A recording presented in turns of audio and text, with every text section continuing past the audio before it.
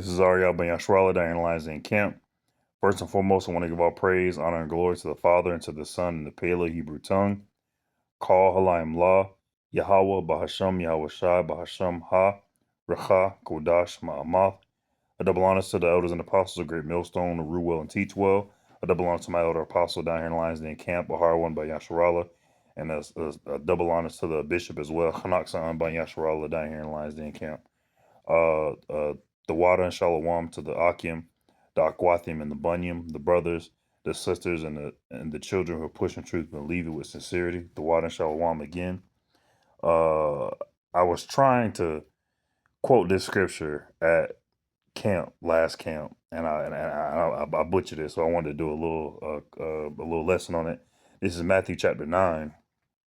I'm gonna start at verse 35, and this is well, I'll read it.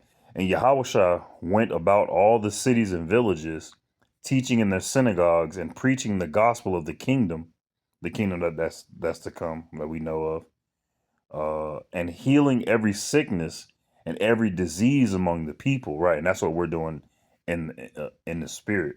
All right, but Lord willing, I and the brothers I teach with in sincerity and truth, we be of that number to do it in the physical as well.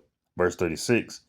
But he saw the multitudes, he was moved with compassion on them, right? Because you see your people and you see them in a low and poor state, not just physically, not like not having money, living in Section 8 houses and shit like that, but you see them in a lower state, it's like spiritually and mentally, all right, to where, like, even though they do have money, they still acting like niggas.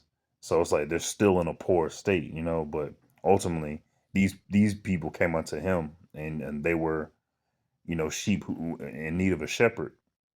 But when he saw the multitudes, verse 36, but when he saw the multitudes, he was moved with compassion on them because they fainted and were scattered abroad as sheep having no shepherd. I didn't know that was right there, but sheep having no shepherd, right? Just wandering to and fro.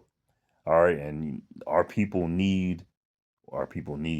have a king. Our people have a leader. His name is Yahweh.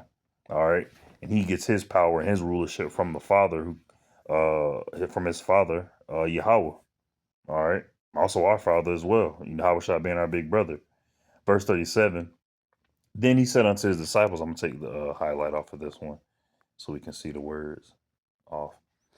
Then he saith unto his disciples, verse 37, then saith he unto his disciples, the harvest truly is plenteous, but the laborers are few. Right. There are so many individuals who still, I'm, I'm, I'd be a little bit low key surprised. I don't say surprised, but when people say, they haven't heard what an Israelite is.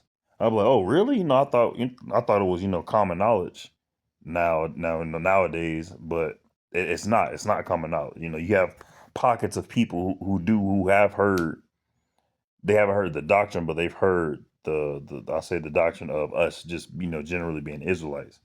But ultimately, the harvest truly is plenteous. There's work to be done. There's a lot of work to be done. You got these hirelings out here.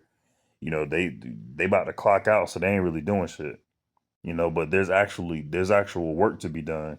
And matter of fact, I'm gonna look up the work that it takes to fully reap a harvest and see what work needs to be done. And I'll do a lesson on that later.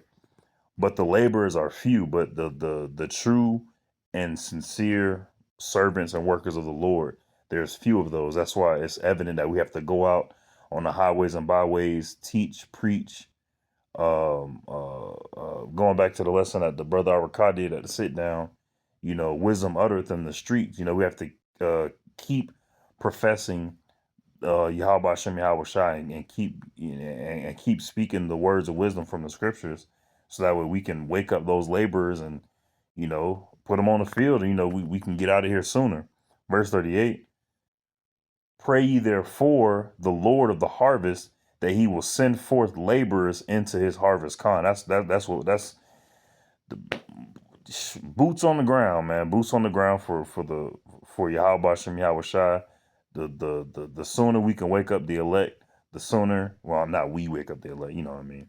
But the more people we have out there teaching and preaching in sincerity and truth, the faster we're gonna get. The elect will wake up. I'll say that the elect will wake up by the power of Yahweh Hashem Yahushua through us, and we can get up out this place. You know, the prophecies can the prophecies can flourish more and more. You know, we can get up out this place. So I pray and hope this lesson was edifying. I didn't think it was gonna be a spiritual hydration. I thought I was gonna have more on it, but Slakia. But I pray and hope this lesson was edifying. Shalom.